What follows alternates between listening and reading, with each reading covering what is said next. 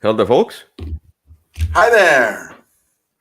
So it's another episode of Würfel Cast, episode 67. And There we go. yep, yep, we do it as usual. And the topic of the day is top 10 turnoffs. Um, we'll explain. Hooray. Yeah, we'll explain Okay. what it means just a tiny bit later. And I think, without further ado, let's just get into the first topic, which is recent plays. So, Okay. Kyle, why don't you start? Tell me what you have played. All right. I'm going to be talking about this game on Wednesday, but the game I've been playing a lot of recently, I've kind of rediscovered, is a game called Bullet Heart, or also known as Bullet Star or Bullet Orange. They're all kind of implementations of the same game. It's really just one game and two standalones and one expansion. But what this game is, it's a speed timed puzzle game. And so you've got a little board and it's got this grid. And there you go. And you're going to be pulling these chips out of a bag. And you start the game with 10, and then each round you'll get more.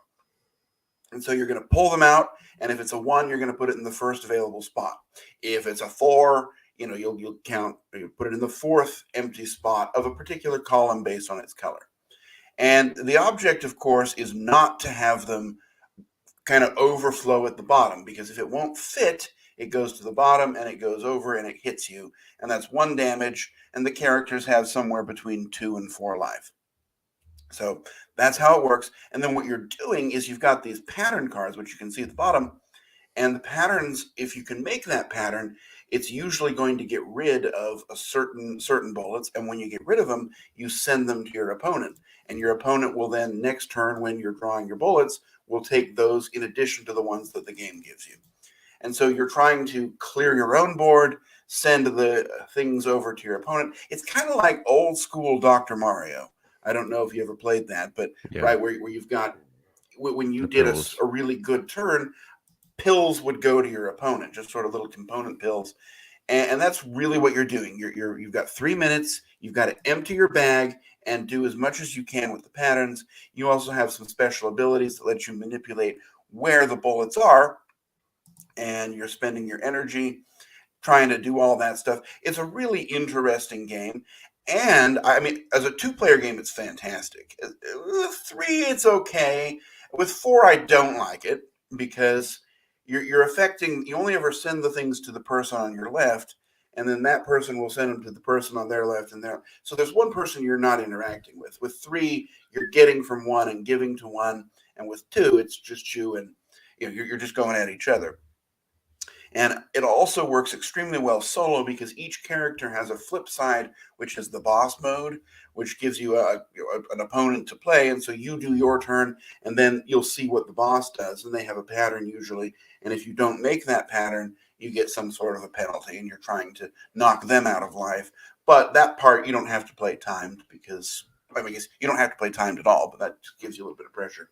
I don't know. It's really simple. Rules are super easy, and I really like it. It's one that I liked when it came out, and then I put it away and never kind of touched it again. And I didn't really mess with the solo very much. And then the Star Box came out recently, and I kind of dusted off the heart and orange boxes, and have really been enjoying it, especially the solo game, because I'm all alone right now, and it's a lot of fun. I'm glad I rediscovered it. All right. Okay. Yeah. No, to say it's not for me. No.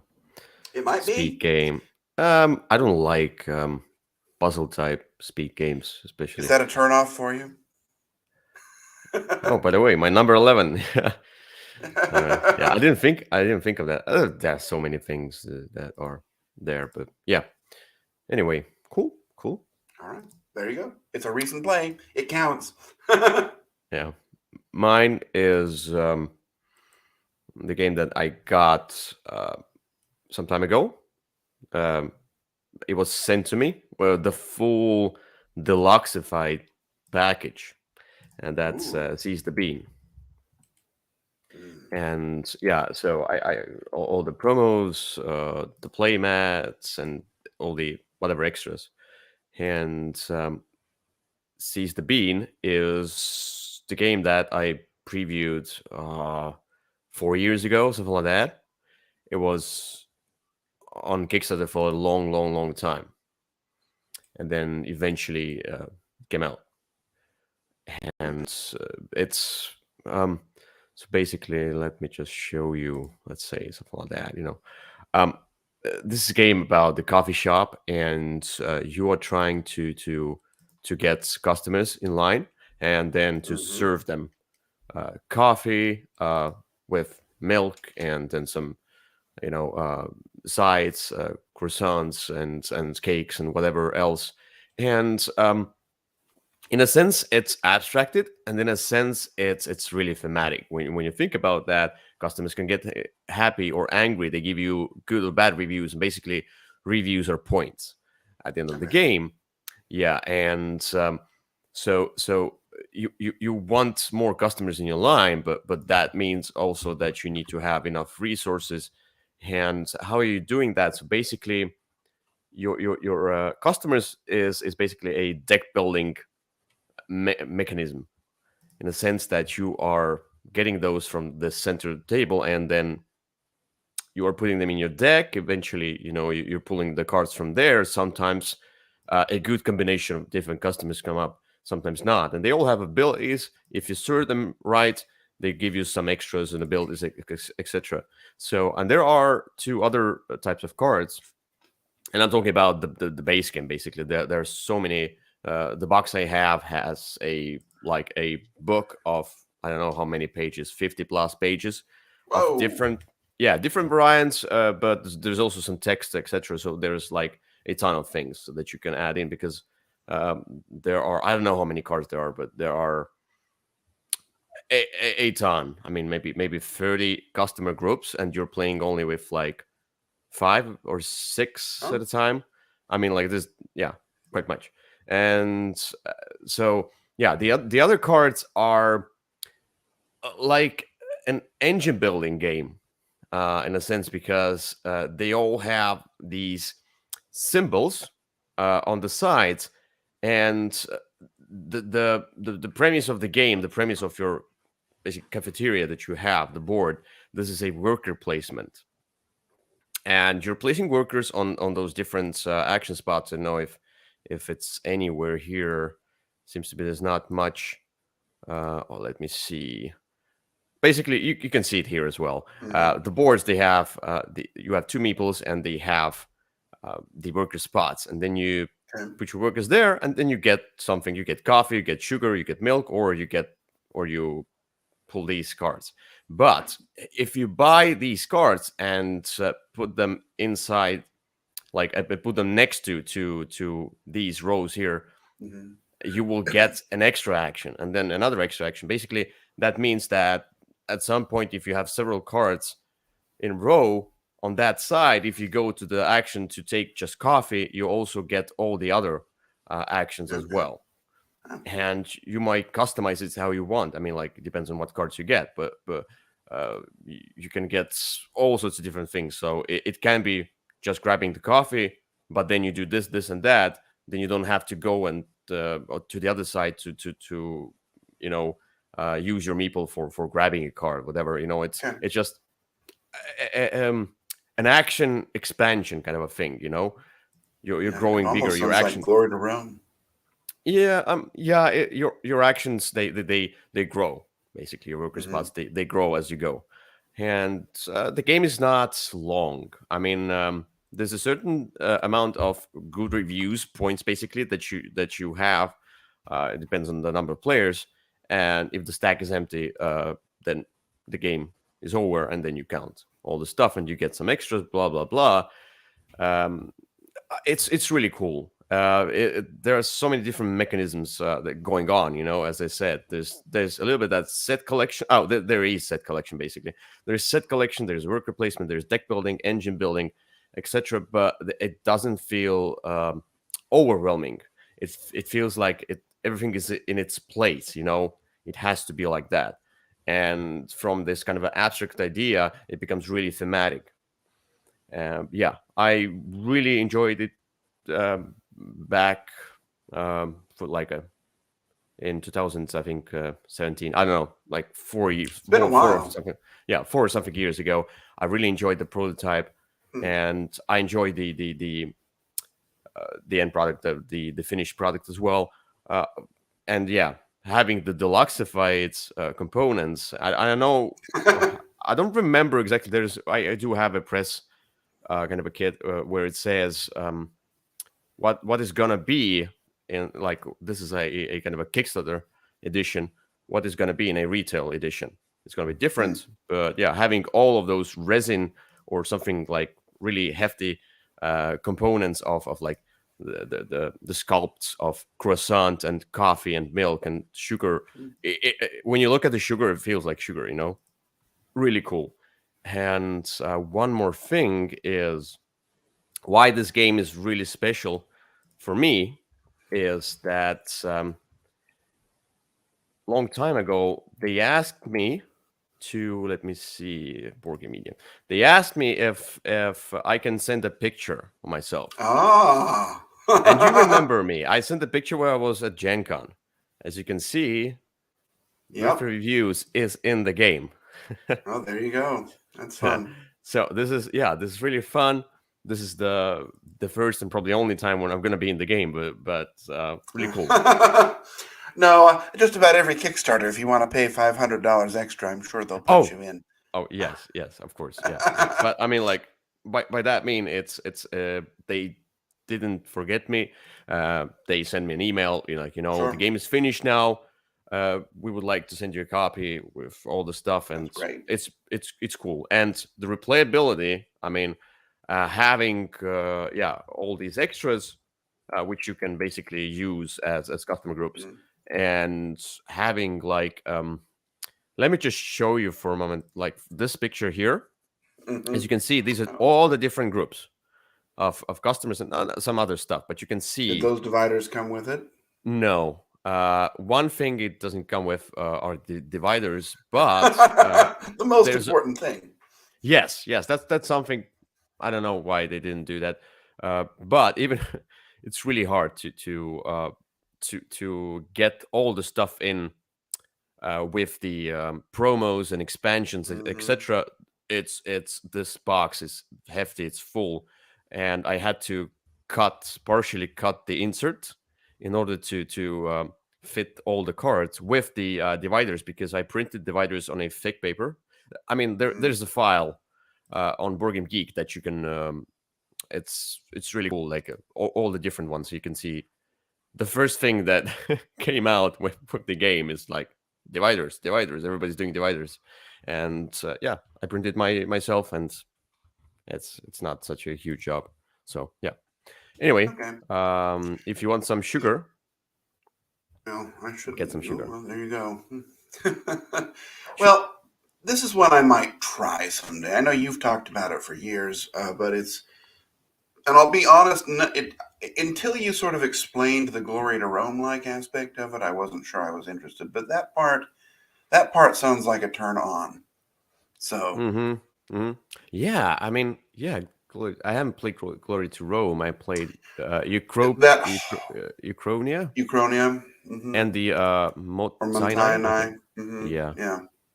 But that aspect of it, I mean, that's something that's very enjoyable in Glory to Rome. So I don't know. I would probably try it if it found itself my way. Yeah. I mean, I doubt anyone's real.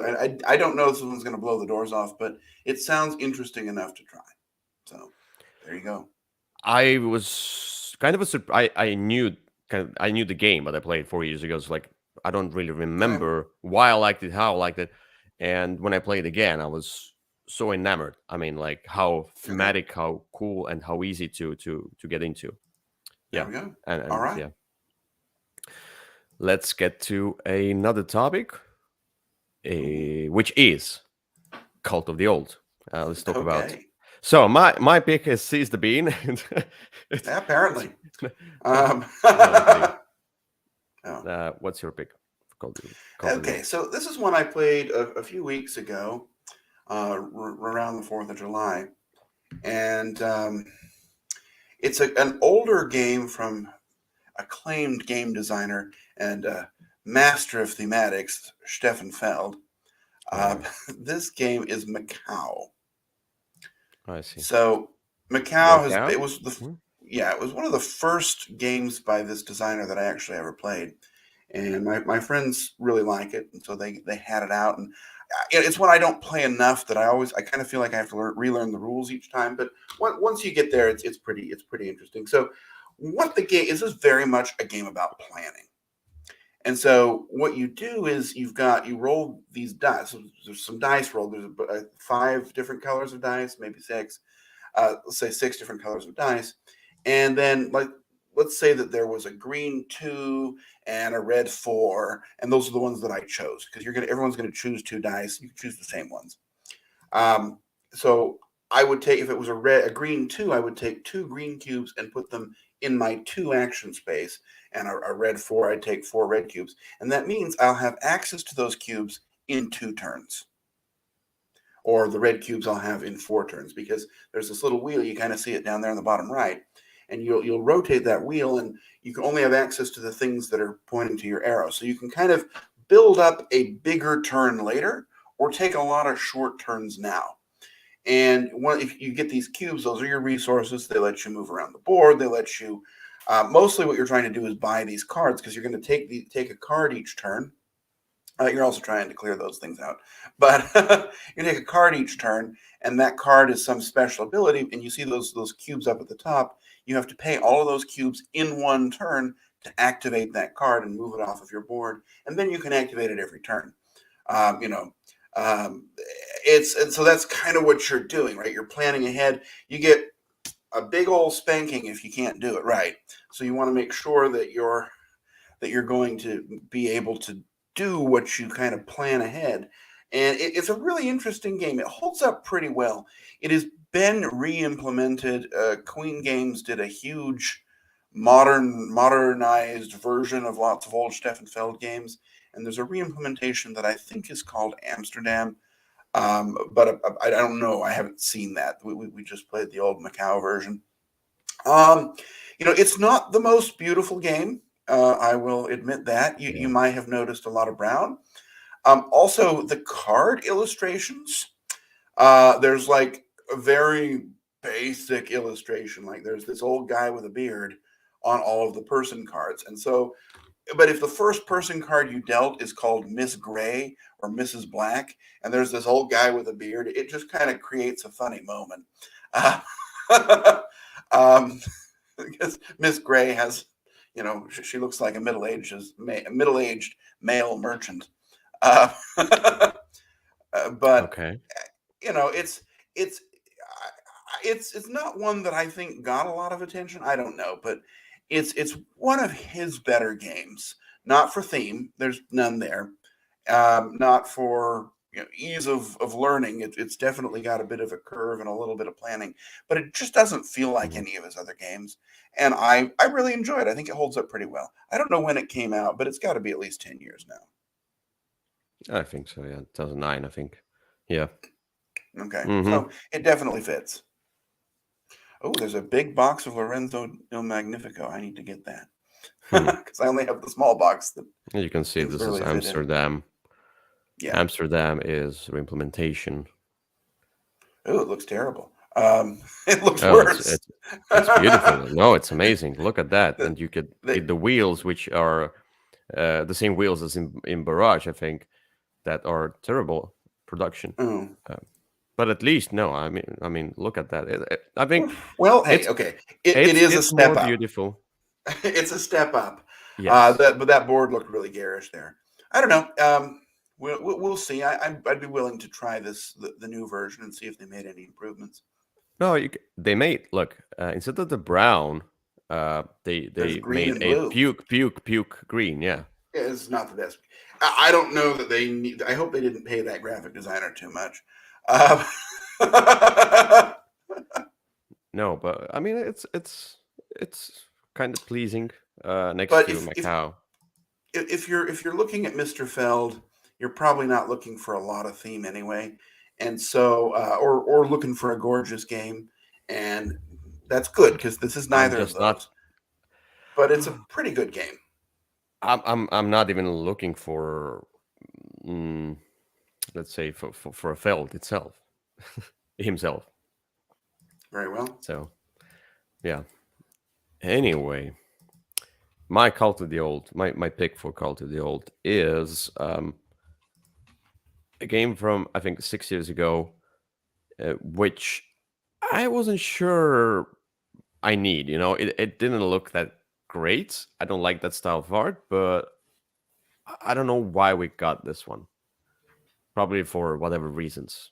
I don't know. Just maybe we're in Essen and it was like let's buy everything. Kind of a deal.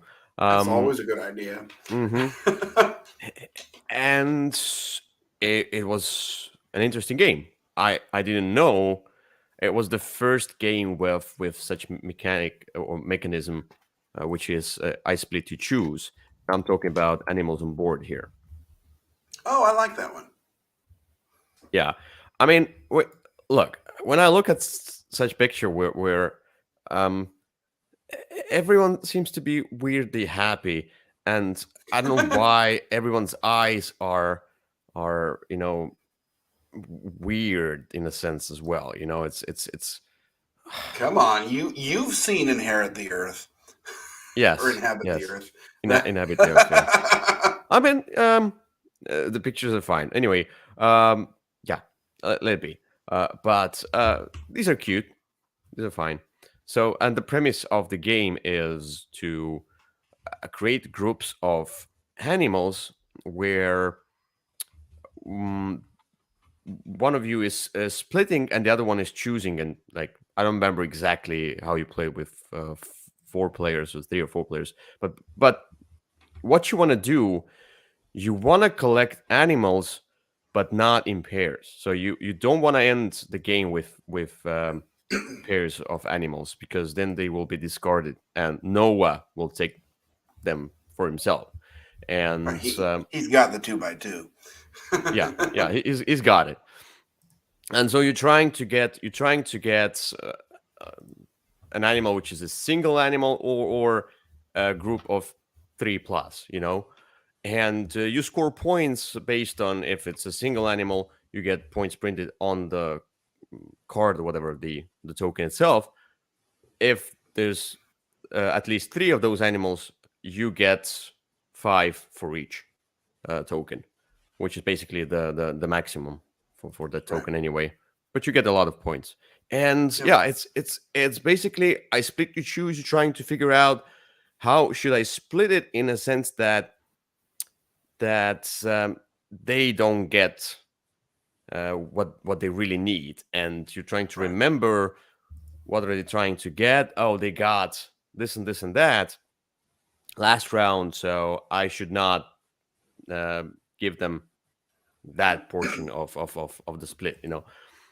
And the other cool thing is where I don't remember how many, but there's like some of those tokens at the center of the table are face up, and some of those are face down.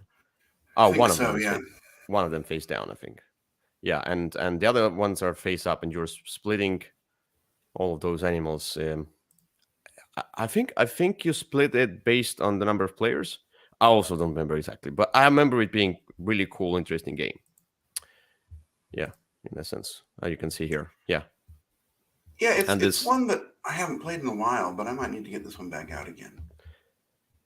It's something why I thought about this game is that I thought that I need a few of those different mechanisms in my collection with a with easy rules, but yet enough depth to the game. And there is not depth here, and rules are really easy. It's really easy to explain such games, and that's why I feel like if I want to introduce this hobby to new players, I need such games. And this was one of those where like, oh, it looks cute. It's about animals. It's not an offensive or conflict based theme or something like that. It's I'm not gonna show the bloody end some new players. I don't want to turn them off. Um, this one is cute. This one is neutral. Animals, whatever. Noah's Ark. Everybody knows about Noah. That's it. Animals on board. Right.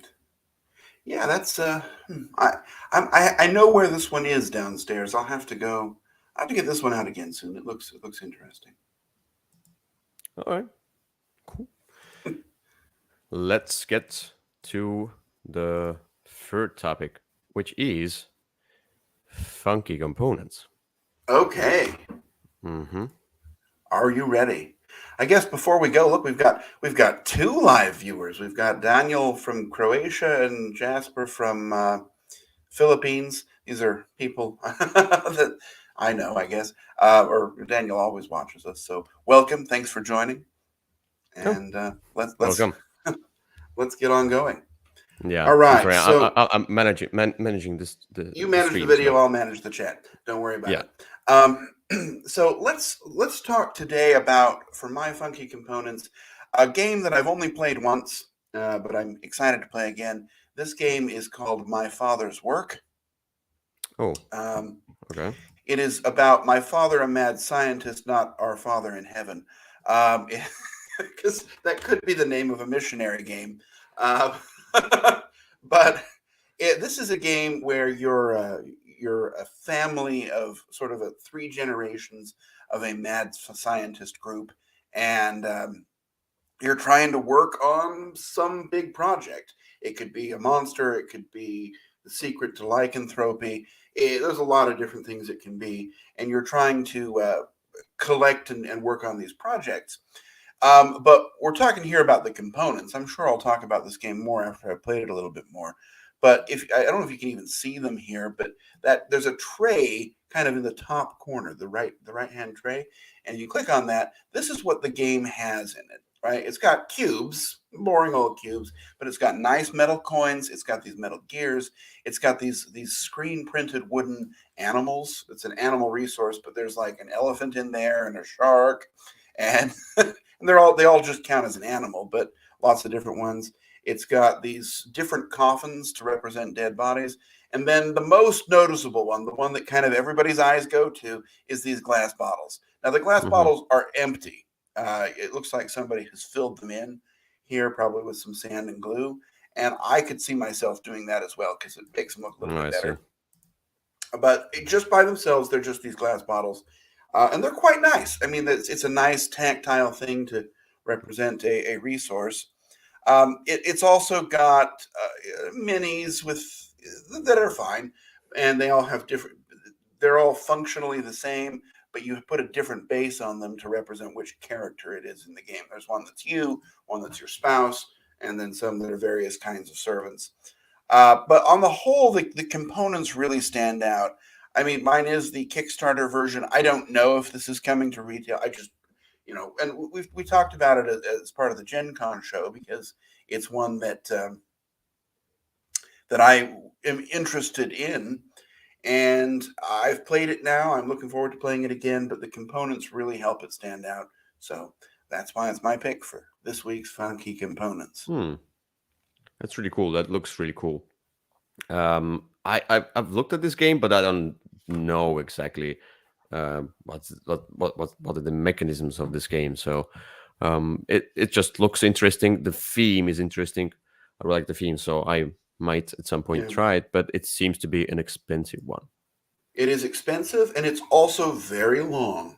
But what it is it's a worker placement game, and you have this book of the workers, of the spots for the workers, and then as the story progresses, you're using this app to kind of help with the story.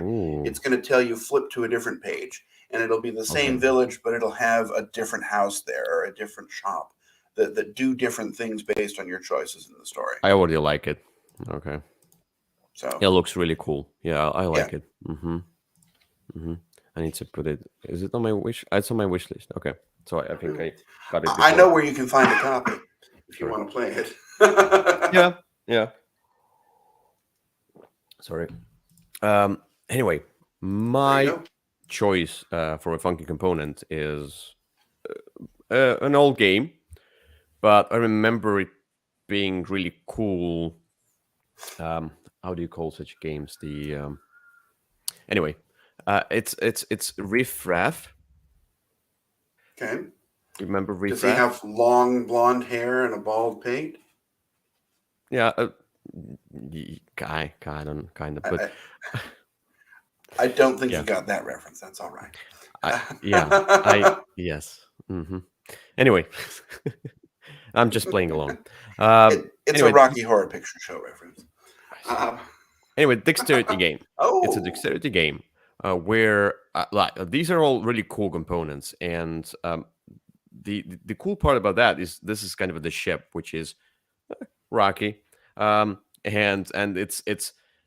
it's not stable by all means. And you're trying to put. Remember, I think you draw cards and something like that, and trying to put all those different wooden pieces of different weight um, onto the mast and different Mhm. places. I think it was based on the numbers, etc. And yeah, you can see here. I mean, my funking component is the whole thing. The Sure. mast with these, but what I like the most are these hanging men. You can They look like those monkeys in a barrel. Yeah, and you can hang them by the plank.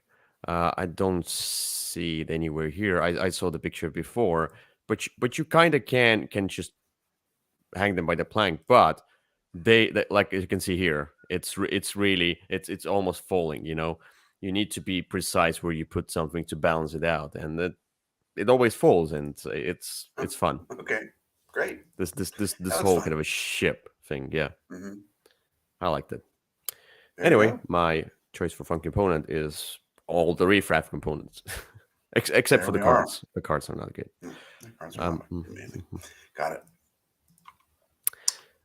And that's it for no, it's not it for No, today's episode, but that's it for the uh, the certain game related topics. And now we go okay. to A the game-related topic. topic. Yeah, I'm not. I mean, I said certain games related Got it. Oh, topic. But with this topic now, top 10 turnoffs, and I think let me get back.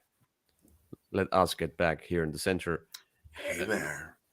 Yeah. So this topic of the day is based on things that when we learn about them that they are in games, we kind of don't want to play these games anymore.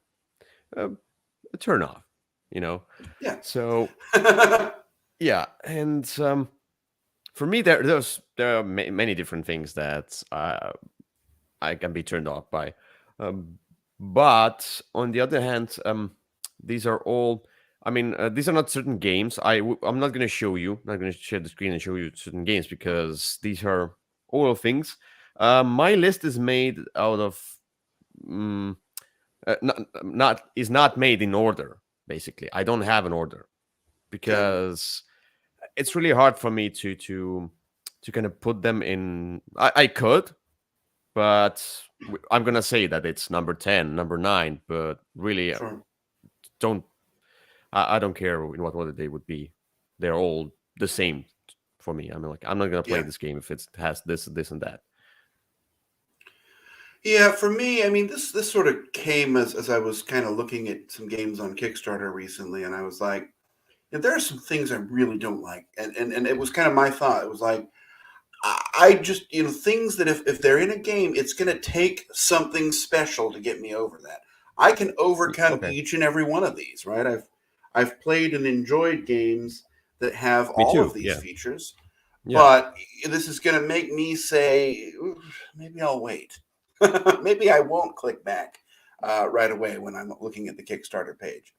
And so mine are in an order, but the order could change day by day. So, yeah. Right. Without further ado, let's get into it. okay.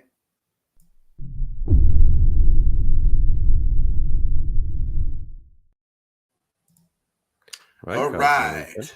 So we've already talked about mine today as we were talking about a game. The first thing is if the title of the game is just the name of a city or the name of a person, just sort of Oh. a name of a place, just a random slapped on there. I'm out. I'm out from step one. It's going to take a lot of steps to bring me back in again. We've talked about Macau, or Amsterdam. Those are just names. They don't have anything to do with it. But a place name or a famous person name as the title of the game, I start off, that's strike one. It's going to take a lot. It's going to take something special to get me past that. Interesting. Okay. But it has to be like a real. I mean, the real life, the our kind of It just world. feels like lazy, right? If it was some made up place, okay, maybe, right? Maybe you're pulling me in by a thematic tie. But if the game is just Macau, and the game doesn't have anything to do with Macau, it feels kind of lazy. And Hmm. there's Hmm. some particularly German designers that love to do that. Um, Hmm. and that is it's the game starts with a strike against it if that's the title. Okay, I got it. Yeah, yeah. It's yeah. I think if I see such name, it's such a specific topic that I might not be interested. And usually, such topics are historic or political or whatever. We'll get to it anyway. Yeah. Uh, So my number there 10. you go. Yeah. Yeah. Go ahead. My number 10 is, and I said in no particular order, um, space theme. Um, Hmm. it's not such a huge turnoff. I could play like you said, you could play all of them, and enjoy them. And I've played and enjoyed space themed games, but when Like I Bullseye. see, yeah, but when I see a Kickstarter or anything like that, when I see a game which has this whatever Star Trek, Star Wars, I don't care about these IPs as well, but because it's all the space opera and space theme. Um, Oh, if it's scientific, kind of a like say terraforming Mars, it's if real life kind of a real life, but it's more scientific space. I'm interested. If hmm. let's say space theme in a sci-fi sense, okay, sci-fi, Okay. space sci-fi, okay, then it's a turn off for me. Okay. I just look away, and if somebody will make me play a game, then I might enjoy it a bit. Sure. Yep. There you go. I got you. All Let's get to number 9. right.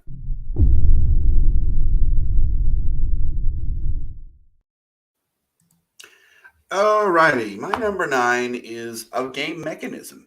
If this is in the game, it makes me want to think twice. Tick? And that game, what?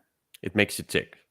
No, I'm kidding. Well, no, it does not. It makes me turn it off and go away. And that is auctions. Games that Oh. rely heavily on Hmm. auctions, that feels like lazy game design almost, right? It's like, I don't want to balance these. We'll just make it an auction so that the players can Yeah. assign their own value to it. Look, again, there are some games with auctions that I really enjoy, but Yeah. usually, especially if it's a just go around the table and keep bidding it up, and especially if that's a central mechanism and not just a small feature. As soon Hmm. as I hear that that's in there, I start to be out. Look, Keyflower does it well, and I don't think we need to keep trying the auction thing. It's been done by Keyflower and it's perfect. Or Stockpile. I don't mind that, but Yeah. again, these are things that had to be overcome for me to enjoy the game, rather than things that pulled me into the beginning. So if I hear that there's auction, especially if there's a lot of it, I'm not interested. Hmm. I don't think. Maybe I played a few auction-oriented games. I mean, like where the auction is the central mechanism. I mean, Stockpile There are has some, so much more. right? I'm neutral. I'm neutral to this mechanism. I think so because I Play, have a bunch. Homesteaders, for example, but it has a lot of mhm, other game. I mean, like I'm fine with it. yeah, like Princes of Florence, for example. Oh my goodness! Or then there are games like, Auction the game.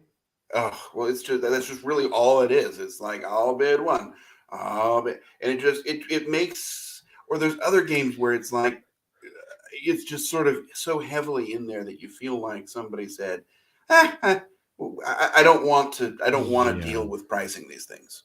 I think I would also be bored if it's a long auction. I mean, like I bid one, I bid two, I bid three. This kind of thing. Yeah. For example, Hmm. in stockpile, you have 1, 3, 6, 10, 20, and it's all based on the money as well that you have in front of you. And Yep. sometimes I know that person doesn't have the money. I'll bid 10 right away. They're out. It's easy. It's really fast.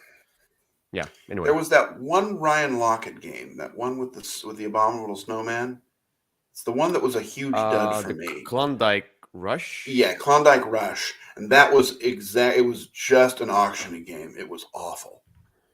Oh, anyway, Had it's I it's had I me. known that was in there, I would not even have bought it. So my number 9, or again, in no particular order, um, conflict-oriented games, and in a sense that as I enjoy. For example, I love Cyclades. I love Kemet. I love all of these games, and I'm kind of surprised by how much I like. For example, Kemet, which is very much conflict-oriented, but Kemet has other things in it, like engine building. Yes, it's conflict where I don't feel hated. I don't feel like they chose me as a target just because it's in Kemet everything makes sense. Every attack makes sense. You get points for that. That's the whole premise of the game. But where conflict oriented games where there's a lot of area control and you're trying to conquer different lands, and if you play with 3 players, 2 players might join the forces and attack the third player, and it just I don't like that. And when I see a game which is based on the conflict, I don't know if I, for example, I see Cry Havoc. Why I haven't tried Cry Havoc, because I just it's turn off for me. I see the Okay. the whole premise of the game is to destroy another player. I Yes. can destroy them by getting more points. That's fine. And as I Oh. said, yeah, I but Cyclades, for example, why I like it, it's more of a kind of the sense of conflict than Mhm. actual conflict. And when the actual conflict happens, you're ready for that. You know that it's coming. It's Sure. you're prepared for that. And there's also not this kind of a personal grudge with such Okay. conflict games. There's sometimes this kind of a personal grudge that, for example, I had it, like, for example, Rising Sun, where these two other players, they basically played against me just because, oh, you've played this game before, we're gonna play against you now. It's Mhm. the such conflict games, they kind of create this situation. Sure. I'm not judging these players that they did wrong. They can play however they want, but conflict oriented games, they create such false tension. And Okay. yeah, I don't like that. All right. There you go. Let's get to number 8. But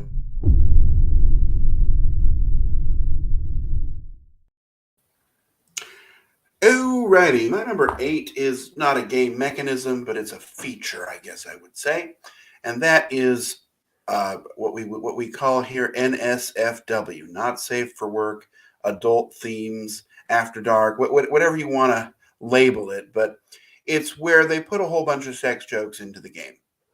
Now, again, those can be funny in the right Okay. circumstances and in limited quantities. But the problem is, I mean, I think of like code names after dark here, right? I don't play. Be- I well, I mean, it's just regular code names, except all the words are sexual, Oh yeah, and that's yeah. I don't and like such things. that's it kind of it's one joke, and it keeps going, and you're playing the same joke for 30 minutes. It gets old. And so if I know that that's what the game is, if I know that it's in there, I've seen it enough times to know that not only is in the game usually, but it then becomes the game. And first of all, the people I play with usually don't enjoy that anyway. And for me, okay, I can laugh, I can make a penis joke, but I don't want to do it for an hour. Um, and so Yeah. as soon as as soon as I know that that's kind of what the game is, it's rarely implemented skillfully. It's rarely subtly thrown in. Mm, The exception is there was this terrible game.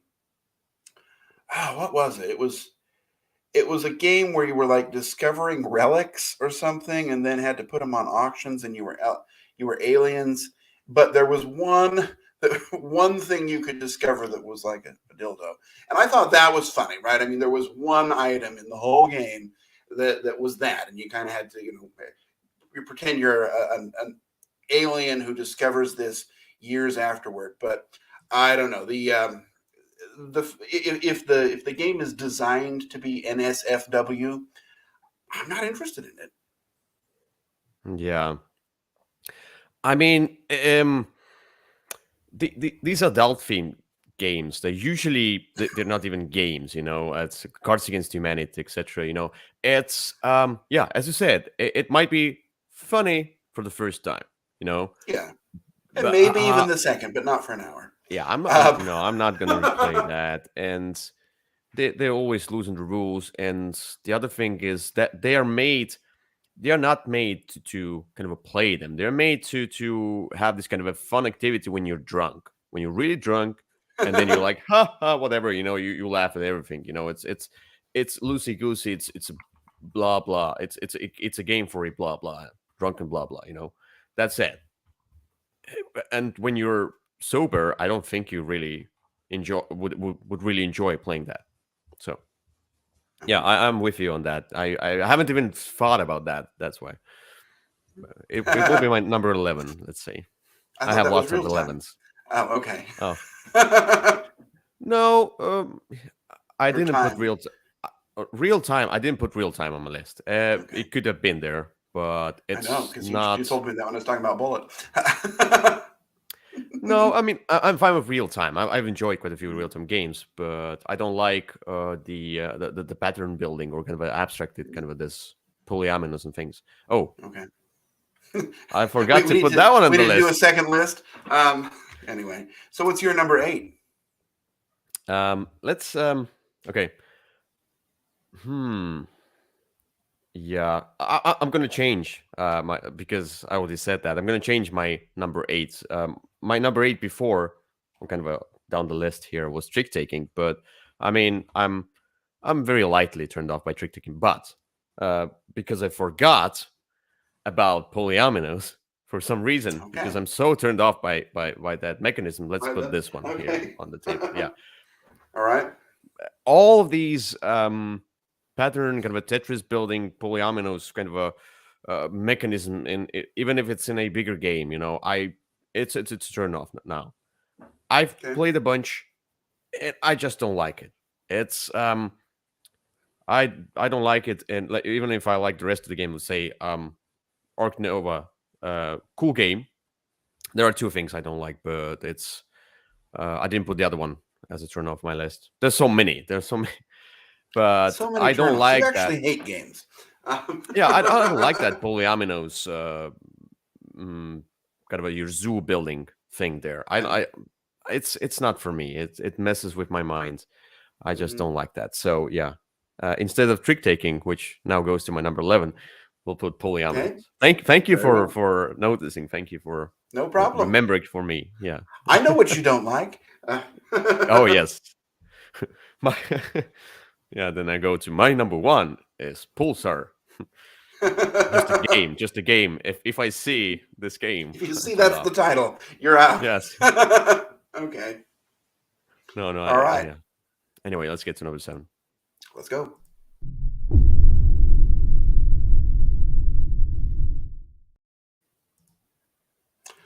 All right. My number 7 is another game mechanism that kind of tends to overshadow and overwhelm the game, and that is take that mechanisms. Um, Hmm. where I love. Look, I don't mind conflict in games. I'm not like you, but I don't like where when the whole game sort of ends up being aha, and I have Mhm. it's I play this. You play good cards on me, bad cards on you, and we pretend that that's a game. Um, it just it I don't like when someone's going to be messing with my stuff, unless, right? I mean, there's a place for that kind of game, and if that's the kind of game I want to play right now, I'll go to that game. But I don't like when that Mm-hmm. kind of comes into other games. An example of that, and it's tolerable here, is like in Terraforming Mars, right?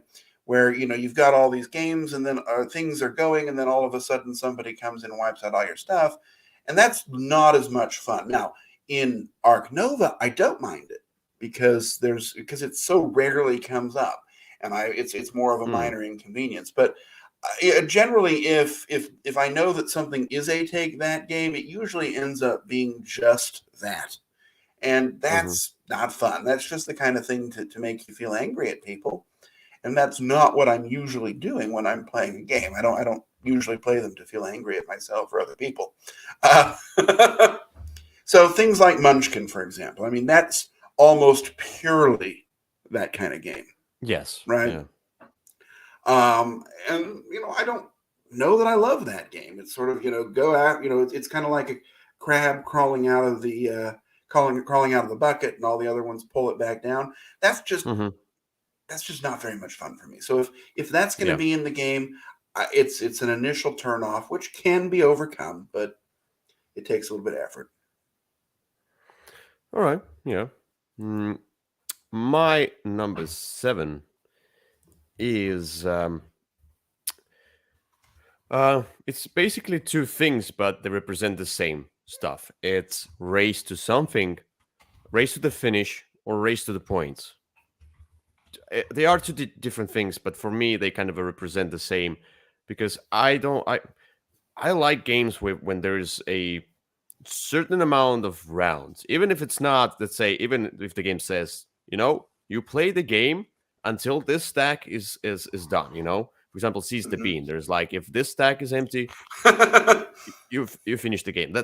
Like, I'm fine with that. I can see the stack going down.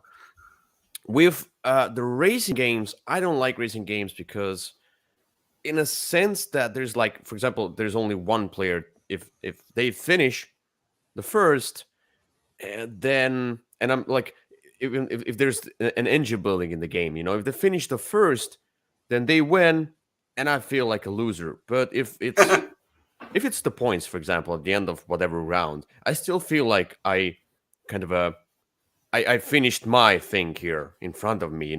I did my job. Even if I lost, I had less points than you. I feel complete. But with racing games, I don't feel complete because I didn't finish the race. You finished it. You won. And race to the points is also the same. I like this kind of not really steady and slow, but in a sense, I like to build up.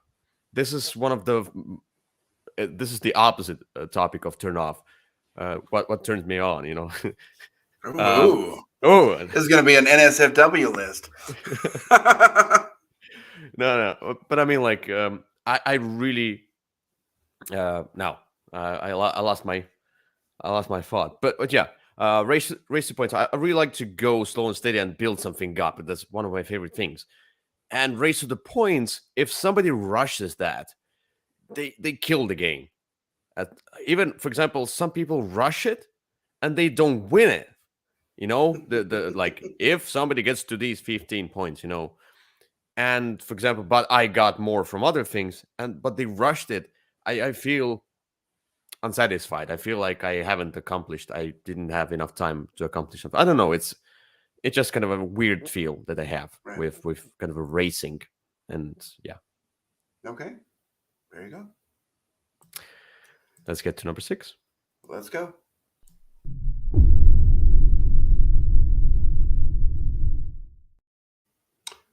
All righty. My number 6 is a word that is coming out a lot nowadays. It tends to be in just about every game that you see coming out, and that is campaigns. Hmm.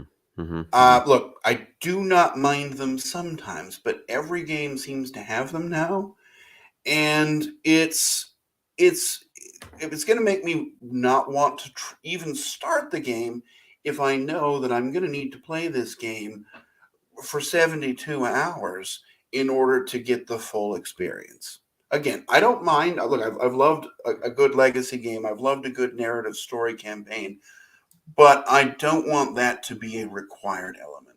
And as soon as I know that it is, it's going to make me not even want to open the game, even though I love, the kinds of games that usually have it are often the kinds of games that I love.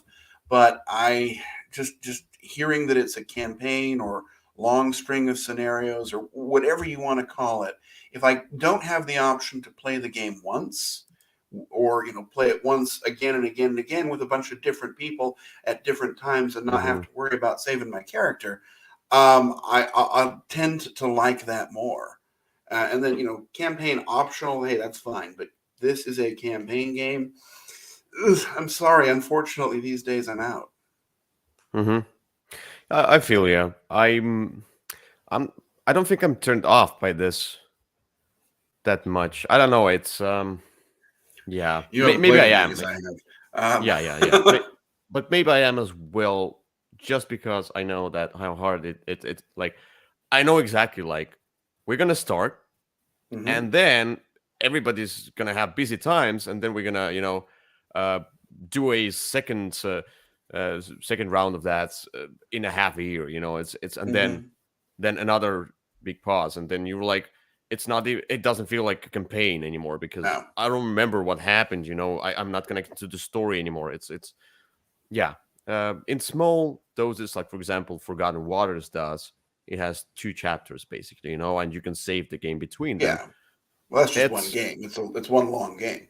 Um, Yeah, like a mini campaign, I would say. But but scenario two is unrelated to scenario one. You could start on scenario two. You could start on scenario five, right? Or yes. they're different stories. They're not. That's not a campaign, and you don't feel like you're missing something if you decide today we're going to do scenario four. You just set it up, you play it, you put it away, and you come back in a week and Hmm. play scenario two, and you're fine. You're not missing anything. You're not getting an inferior first game to then get a superior 12th game. Yeah, I think one game where campaign is done well, in a sense, for me, is Near and Far, where even if I play it a campaign mode, every game feels like a separate game. Every game is like start and finish, and Yep. there are some things that of course, some things that you save, and some keywords, whatever. But mm, it's not like I played half of the game and then I have to go to the next scenario to Right. go further. One of my favorite campaign games, but that long time ago, Mice and Mystics. That's where kind of every scenario felt very much connected, and you wanted to go forward as much as possible in a short period of time, because otherwise you lose in the story.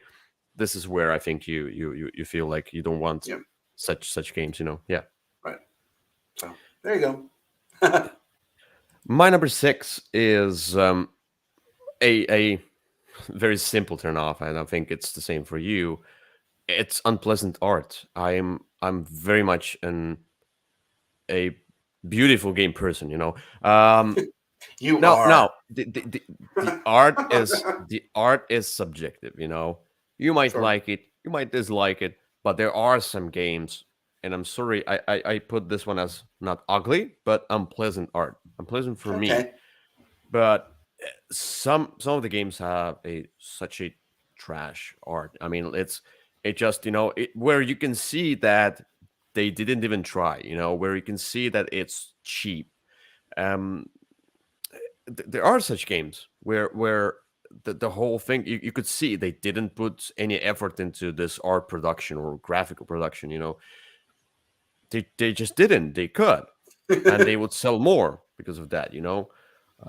But yeah, they didn't, and now I'm not gonna buy your game because I see that you were maybe they didn't have the budget, whatever. But Mhm. Got it. I'd rather spend more and have a great art that Uh, sells. Daniel says Carpe Diem comes to mind. Carpe Diem comes first to mind. That is a game that's ugly as sin. That is exactly what I think of when I think of a game with unpleasant art. Yeah, yeah. I mean, the golden ages. Though this is artistic. There's the artist, but though yeah, Golden Ages comes to my Yeah. mind. Anyway, let's get to number 5. Let's go.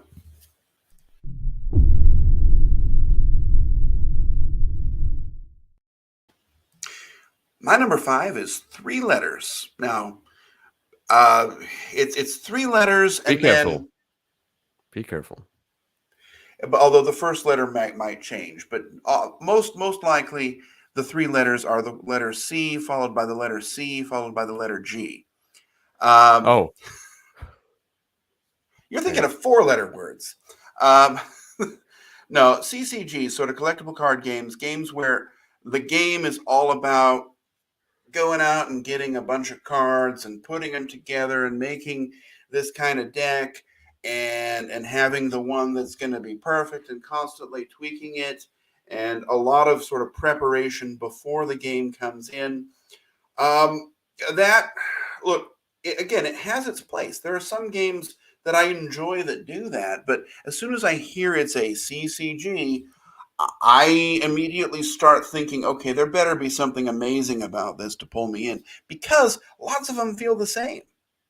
Right? I mean, Mm-hmm. I've played so many of these that all feel like, okay, I play a card, you play a card, our cards clash.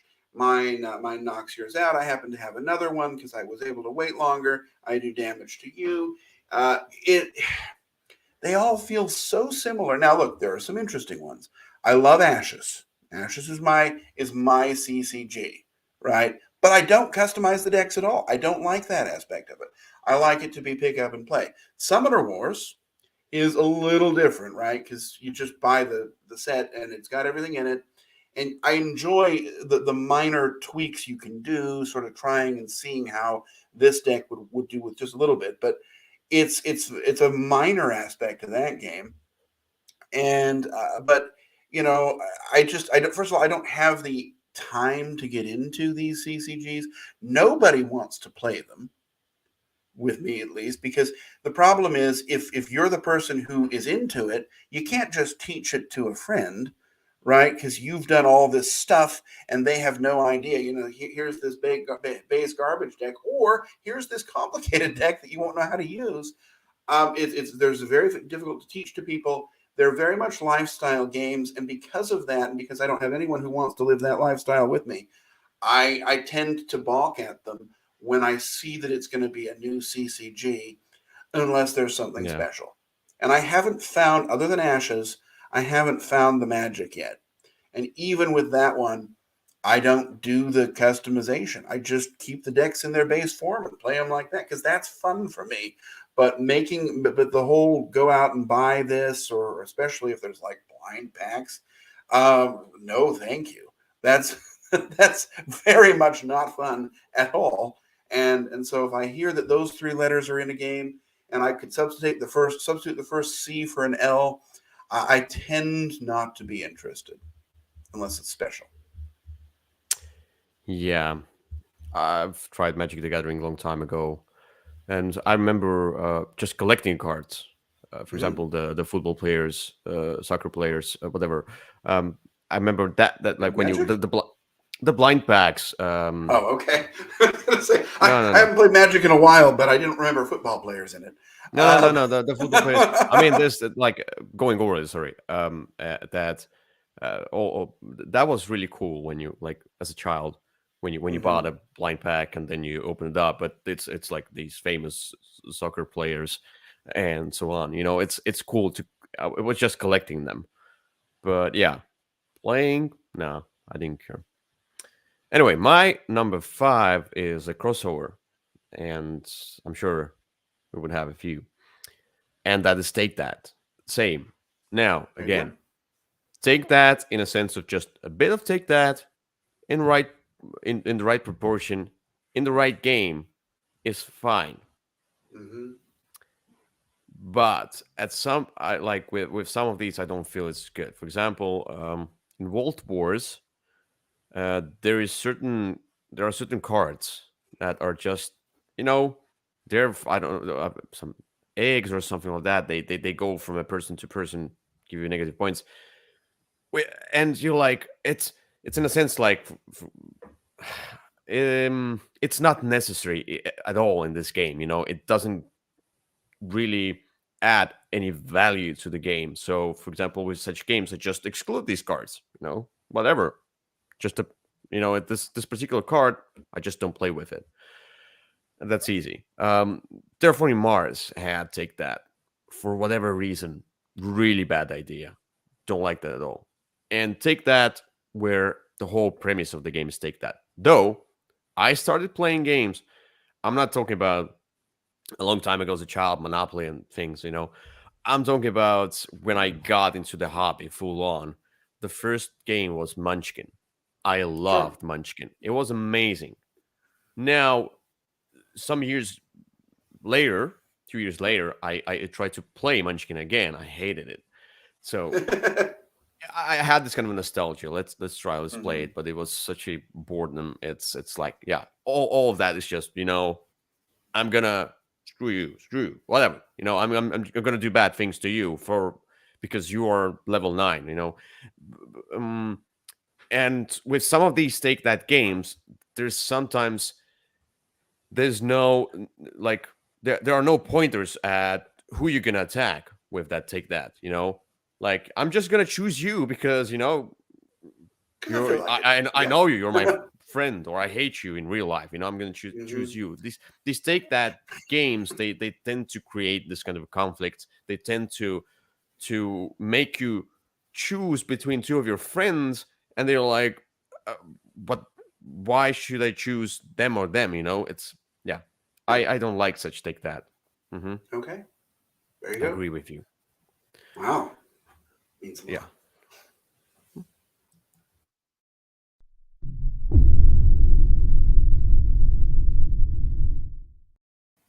Okay. It's So number again, 4. these are number 4. These are turnoffs, right? Things that are going to make me not be interested in a game. Yeah. And this is one that came to my mind pretty early, and that is games that require a large player count. Yeah, Or that's a good games that one. are really only best if you play with 5 or more.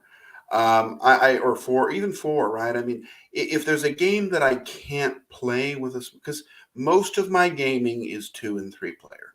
That's just how, or solo, but that's a different experience.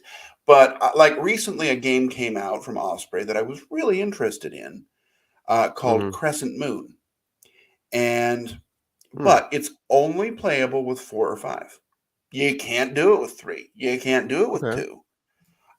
And look, I understand that might just be how the game works, but it made me not interested in the game, even though it sounded like a very interesting game, because it's only going to be playable with at least 4. It's a root like game, so you've got 4 or 5 different factions with all kinds of different rules. So I know I'm never gonna get it played. Never.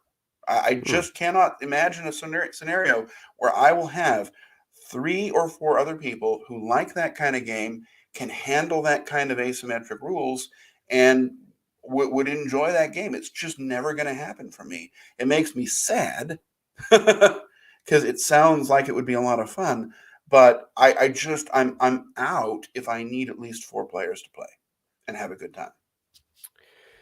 Yeah, I kind of agree with you. I also like, if there's a game that needs a huge amount of players, usually it's a party game as well. So I'm like, okay. But Yeah. recently, I've been searching for a few games that have a large player count due to some board game nights I want to host, and there's sometimes 6 more people or 7 more people, and then they all want to play together. They're not gamers, but they're like, they don't want to split. And then, okay, I need to find something that works for everybody. I can see that. But yeah, when the game tells you exactly how you need to play it, yeah. I just looked at Crescent Moon, but I think, yeah, it's asymmetry. And by the way, as you said, asymmetry, um, I didn't think about that. It's not on my list, but full asymmetry would have been on my list, maybe. There's You so can many still of put them. it in. You've already modified your list today. Yeah, I'm not gonna. There's so many things that Okay. might, turn you off. But yeah. Right. Anyway, let's get to my number There you go. 4. Hmm. which I put mine at is number 4 because it's 4 or more players. See what I did there? anyway. My number 4 is, and you're gonna see what I did here. No, I did nothing. Is a theme, particular genre, or let's say theme. Yeah, if it's political Okay. theme. All of these elections and presidents, and Twilight Struggle as a kind of Cold War kind of a thing. Um, kind of a it's still political for me. I would say historically political as well. It's Okay. all of that stuff. So I just don't like it. Okay. I don't know. They don't interest me. Such games where when they have politics in games, even Okay. if it's made up world, even if it's made up politics, I'm kind of I can feel like I don't want that. I can see that with political. I mean, things like Twilight Struggle cross into historical, and then I'm back in. But I wouldn't play. I don't know. I mean, elections in games are not something I'm particularly usually interested in. I think if I need an election game, I'll go to 1960. Um, And that's but another thing. A lot of games are based on American culture, so that's why I'm especially sure. not interested. It's like I don't care about these presidents. I don't know them. Well, if you you know. want to learn about the German parliamentary system, there's also Die Macher. Yes, that's another thing that I'm not interested in. Okay. No, I There you just go. don't like political stuff. Yeah. I understand. It's I don't. I mean, I'm not. If it's a political game, I'm usually out too. It's not on my list, but you know, it's just not all that interesting to me. It's sort of all they all kind of feel the same. Yeah. Let's get to number 3.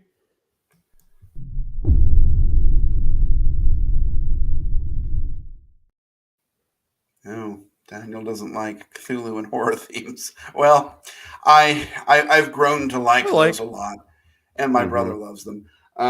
But anyway, but that's not my number 3. My number 3 is a crossover, and that is ugly games. Oh. Look, I enjoy. I've enjoyed ugly games before, but again, this is a turnoff. It's not a deal breaker.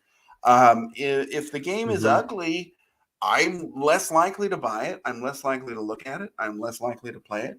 I mean, there's so much going on. There are so many options. If a Yeah. game's going to have, brown on beige on brown, and have, as we mentioned Puke earlier, green on carpe top. Yeah. diem, which was two shades of. I mean, look, that's a user issue. But first of all, the game was ugly, and then secondly, the pieces were like green and slightly lighter green, and you had to sort them.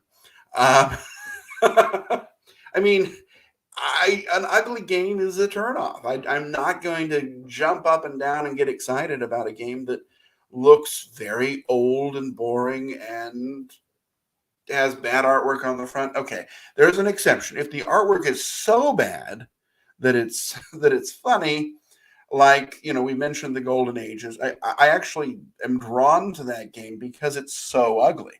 Or Inherit the Earth is a game with a cover and with artwork that's just so bad that it ends up becoming a running joke. Um, so I can kind of get back in. But just, I mean, we talked about Macau earlier too. Right? Again, also by Steffenfeld. But I mean, that game is it's so awful looking that I wouldn't ever jump up and say, this is a game I want to play. Again, I can overcome that. I can overcome that really easily, much more easily than you can actually.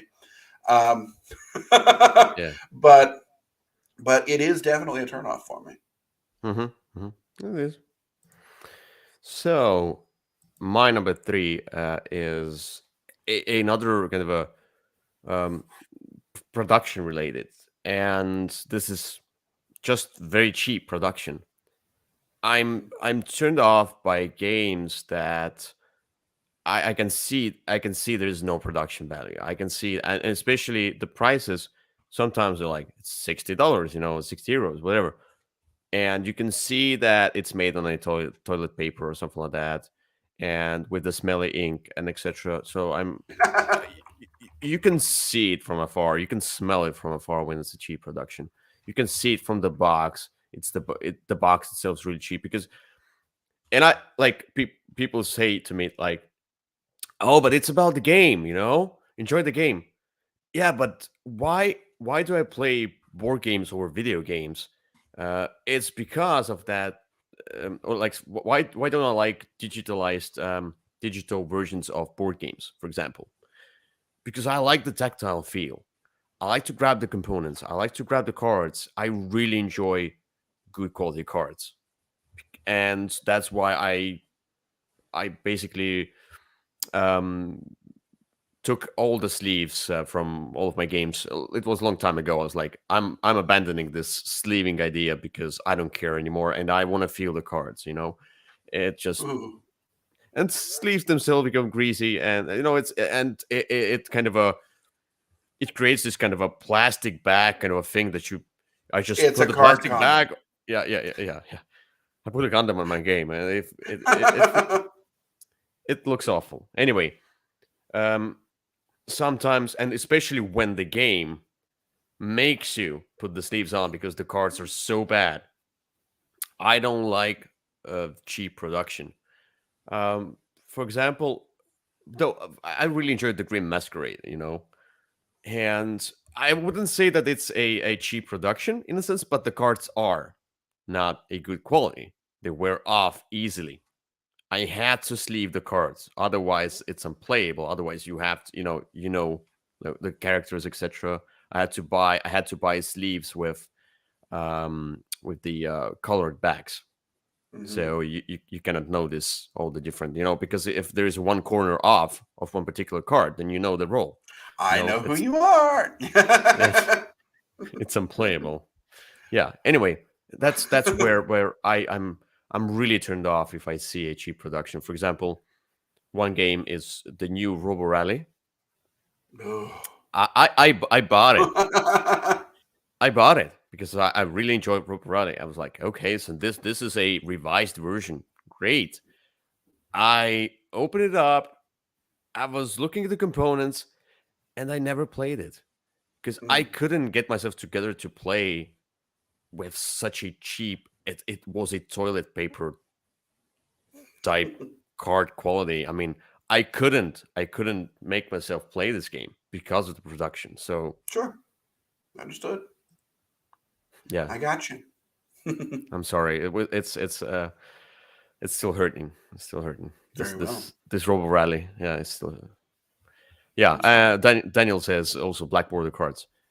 Also You hate that those, and I agree. I hate those. Yeah, um it's a turn off, but um I would say I've become to be more neutral towards them. Hmm. Because, for example, Clank has them. I It think does. ANZ It does it. No, does. ANZ doesn't. Well, The no, it legacy doesn't. one. Dominion does, though. I don't like the minion, but I mean, Oh, like, yeah, I don't like them, and it's a small turn off.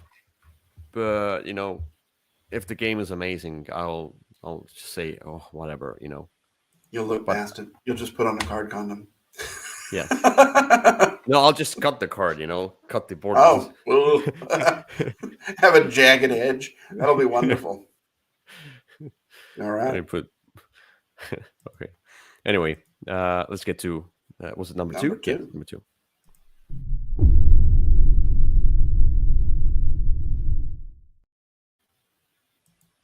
All righty. My number two is another three letters. And these three Oh, be letters, careful. Be careful. what three letters are you thinking of? Um, uh, Uh, these three letters after your are theme, yeah. Oh, sorry. these three letters are DIY. Do it yourself. I hate when I have to do a lot of work to get the game up. An example, right? One of my favorite games now, I avoided for a decade because I knew it was a DIY game, and that's Shadows of Brimstone. I knew I would have to cut all these minis off of sprues, glue them all together. And it Hmm. just made me say I'm not interested in even learning about it, even though it seemed like a fun, a fun theme, and it is. I enjoy the game a lot. It's a great story you can kind of play through and have a crazy adventure. But the fact that I knew that I would need to buy all these figures separate, spend hours gluing them together, glue my fingers together, uh, and do this just so I could play the game, I'm out. I also hate when there's some huge and horrible cardboard component in a game that I can get together, but it sort of feels like it's about to fall apart. Um, And then it it doesn't just fit into the box, and then you have and then it to. doesn't fit into the box, and I have to disassemble it.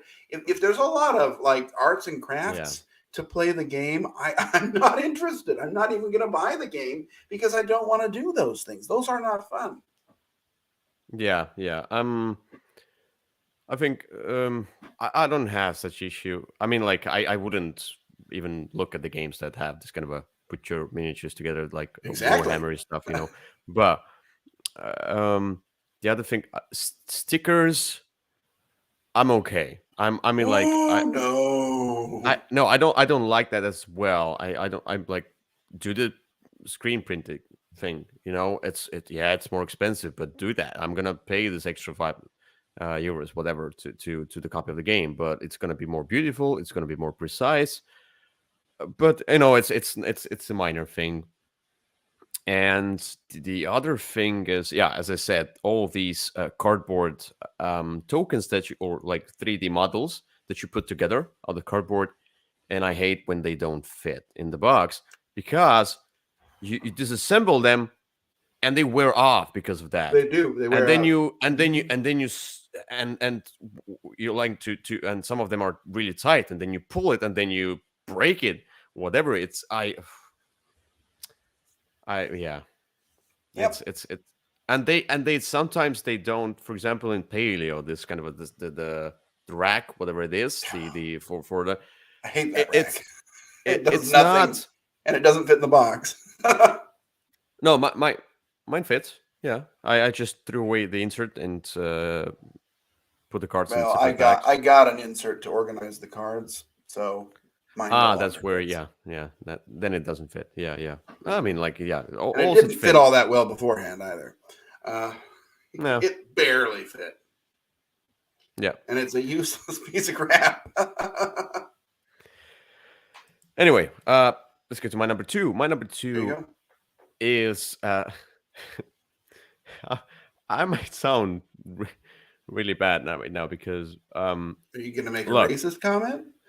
um yeah, it kind of a feel it feels no, it's not really, but I mean, like, there's a certain nation uh and designers of the certain nation that I don't particularly like. If okay, if it's a German design or a German designer, Oh, I'm not. And okay. look, it's not because of the nationality or anything like You that. just hate Germans. Got it. Yes, uh, I put this one You're as no longer German. invited to Essen with me. Yeah, yeah.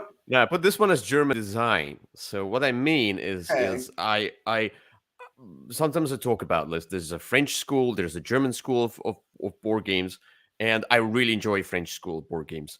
These are different things, and but the German school, as we can see, Steffenfeld, Uwe Rosenberg, those who kind of are at the top. They kind of represent this kind of a school.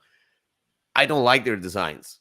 I don't like Stefan Feld. I don't like Uwe Rosenberg. I'm not particularly fond of the third one, um, who made your Great Western Trail, he's Austrian. Austrian. Okay, so but let's put Austria in there as well. Who made Great Western Trail? Alexander Pfister. Yeah, Axel Pfister. Okay. Anyway, but it's a German design kind of a thing. It's kind of a German school, even if he's from Austria. I feel like I'm going towards the board gaming school kind of a thing. I see. Okay. School in a sense of design. So it's really Hmm. hard for me to explain that. But for example, we also have they might not be German, but who else? I cannot think of that. I don't know. My head is empty right now. But there's several ones. Uh, on, for example, games from Michael Kiesling and who does he with the pair of Wolfgang designers. Kramer. Yeah, yeah. Their games are usually a turn off for me as well. I don't know. It just this particular um Mm. how to say, not design's cool. Let's say, yeah. Okay. It's not for me. Hmm. All right. You're not Yep. a Rainer Knizia fan? Yeah, as well. Because they Okay. all like this. The French school is about great art, a lot of theme, a little bit of that uncertainty, exploration. German designs are this precision, uh, this puzzle, very abstract in a sense. There is a theme. Yes, there's a theme. And the game is called Amsterdam, and there's nothing to do with the Amsterdam, and just rolling the dice and taking the cubes and blah blah blah. It's they usually are so boring in a sense. Boring theme, boring art, Okay. boring mechanisms. Yeah, I see. All right. I'm sorry. It's another thing that hurts really bad. Yeah, Okay. I had my share. Very well. I tried. I really tried to enjoy their games. I do too, and I often succeed. Um, I rate Aquasphere A1. So Aquasphere is terrible. And look, yeah. I won't say that all just because those people designed them, the games are automatically good. Although Alexander Pfister is pretty much without misses for me. No, I Um, mean like some of his yeah. I enjoy Call Age, for example. But mhm, it's a needle in a haystack kind of a thing. I see. Mm-hmm. Okay. Let's get to number one. Okay.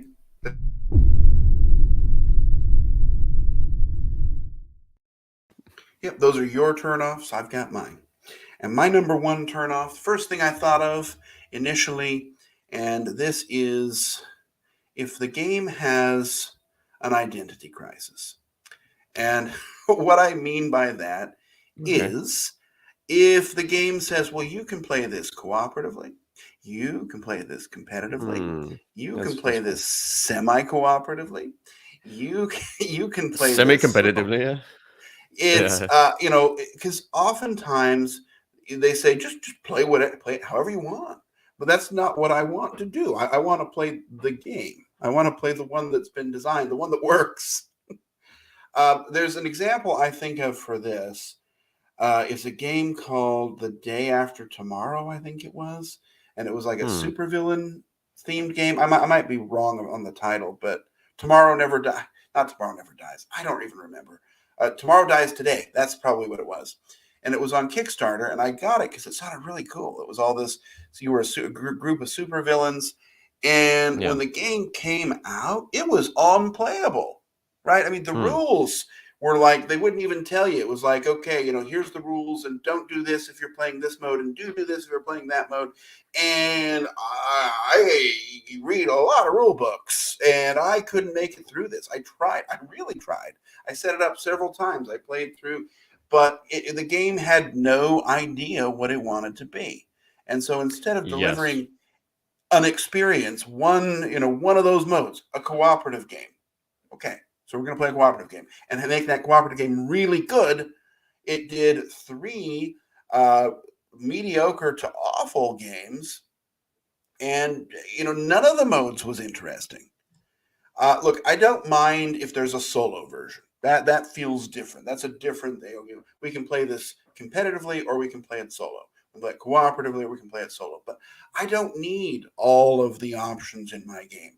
I want to play a good game, and I know that if there's going to be this identity crisis issue, it's all going to suffer. It's going to make the whole thing bad.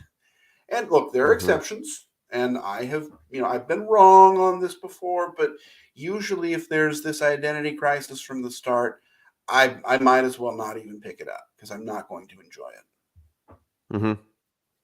Yeah. Yeah. I was. There's a game called, I think, Martians: The Story of Civilization that I backed on Kickstarter. from That's Red Imp. awful. That's another one.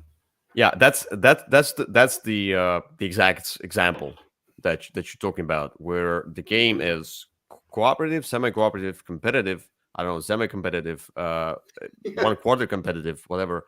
I know it's, and the rule book is, and I thought there's one thing, like for example in Nemesis, you have Nemesis is a like semi-competitive game, no, That's the semi-cooperative, exception. semi-cooperative game. Nemesis is fine, like it's as it is, and then at the end of the rulebook it says you want to play full cooperative game, change this and that, Do it. variant. Change these two Yeah, rules. Yeah. yeah, that's it. That's cool. And Martians did what they did is basically they wrote the rules where, I don't know if you read the rulebook. It I has did. like this section is about the competitive play. This section next to it, if you're trying to play the cooperative, etc. So the rule book is basically three rule books in one at the same time. And then you're like, oh, I'm gonna choose this green bracket because I'm playing cooperative. It felt like, yeah, the identity crisis. The game felt like it didn't know what it wants to be. Like, okay, you can play whatever you want. Right. But there's another game where the identity crisis in a different sense. And you remember that game, Coma Wars, Oh my goodness. where the rules were so loosey goosey. And when we asked the designer, remember, and they said that, oh, the players create the suspension, the players create the game, Mhm. and you can play however you want. You don't have to stick to the rules. I'm like, really? It's But a I lazy want to play a design. game. Yeah. Yes. If I wanna stick to my rules, I'm gonna go play with rocks and sticks outside. It's Play a role playing game what. at that point. Yeah. I mean, like, then I'm gonna design my own game. Don't Yeah. give me this crap. It's, oh my god. So Hmm. yeah, that will. I mean, I agree with you. A game that did it right though, and I've actually been enjoying it a lot lately is Viticulture, which I wasn't a huge Viticulture fan, but the cooperative expansion that came out 10 years later, that's the way to do it, right? I mean, if you want to play it, if you But want to it's, change the game up, that's a yeah, separate thing you can buy. If you're not interested in that, you don't have to. And if I want to play that way, there's a separate rule book that I with the things I can follow. And I liked it. I mean, but again, that but it's wasn't a to variant. It's something cloud with my Scythe. experience. Right. Yeah. Scythe has It's the same. mhm. There's an initial game, and you play this game a lot, and then, you know, now you can play You can cooperative. decide to tweak it if you want. Here's the ways to do it. Yeah. But it's not like, here are all of the rules and nine out of 10 of them you're not going to use. And we'll tell you, but we won't tell you all the time. And you still have to go back and read all of Yeah. Identity Crisis. I'm out. One more thing it creates is because Frustration. they did. Yeah, no, I mean, because they didn't know, like, because they didn't give you an exact, you know, um, I don't know, exact version of a game. Then all of these variants that are together, like, they are on the same level and they're all half baked. It's like Yeah. when they try to make the game three different games, like cooperative, semi-cooperative, whatever, each of those variants becomes pretty not good. They Yeah. they didn't spend their time on one particular. This is the game, and now if you want to spice it up, they made it like it's basically cutting the game in three pieces, and then Yep. you get just a piece of game, but it's not. It's boring. Yeah, There you it's are. a trap for designers. Anyway, my number one, a crossover. Uh, 3 letters. Uh-oh. Oh yes. Which three? Hmm. It's no. It's C. Ah. C. Give me G. Whoa, there we go. But even LCGs. LCGs Same less thing. because Mhm. I tried Arkham Horror, the card game. I really enjoyed it, but even Sure. that, I mean, like, even with Arkham Horror, when this stuff started to come out, it's like, I don't know. I cannot keep up. LCGs, CCGs. especially, yeah, as you said, CCGs, they feel say when I look at them, like for example, if I look at and I like card games, if I look at this card game, I'm like, oh, looks really cool, and then I learn that it's a CCG, no go. I don't want to go buying packs to keep the game alive or anything like that. It's always not enough game in the base box that makes you buy more if it's a Mm-hmm. CCG. So in a sense, I'm not interested. Yeah. Like I said, I tried the Martians. I I tried Magic the Gathering long time ago. Mm-hmm. I And just found football players. yeah, and found football players. No, the thing is that with especially with Magic the Gathering, because with long lasting CCGs, where when they have like you had to start long time ago. Now having a great amount of different rules. For example, okay, I haven't played Magic that much, but the Marvel Dice Masters, I think Okay. there's initial sets, cool, and then you buy more and more, and they start giving you those keywords and new rules, etc. And you have to keep up with all the rules, and they're all on the different booklets. And then like Yes, I, that's I a problem. I mean, it's just with CCGs, they might add too many rules eventually. Like I like the initial game, don't add rules over rules over rules. CCG is And they not always for me. have terrible rules. Uh, or sometimes I Oh got yes. one. It was from Kickstarter because I decided to go for it because I'd heard it was really good. It was a game called Soul Forge, and it's Mhm. sort of the point was it was unique decks, kind of like that other one, and you would just like pick two and shove them together, and that's your game. So there's not really the need to kind of build and develop. But the box didn't even come with rules. It was like you had to go to a website and read them, and they were poorly Yeah. written. And I'm like, serious? This game came out today? I Magic the Gathering has terrible rules. It's this mean, like well, you this you didn't even you can have them in the box. yeah you cannot really learn these games without somebody just teaching you. Somebody So else. yeah, you need a person to teach you such games, Hmm. CCGs especially. Terrible Right. rules. Anyway, yeah, that's it for today. I don't know. Did you have any on your short list? By the Yes. way.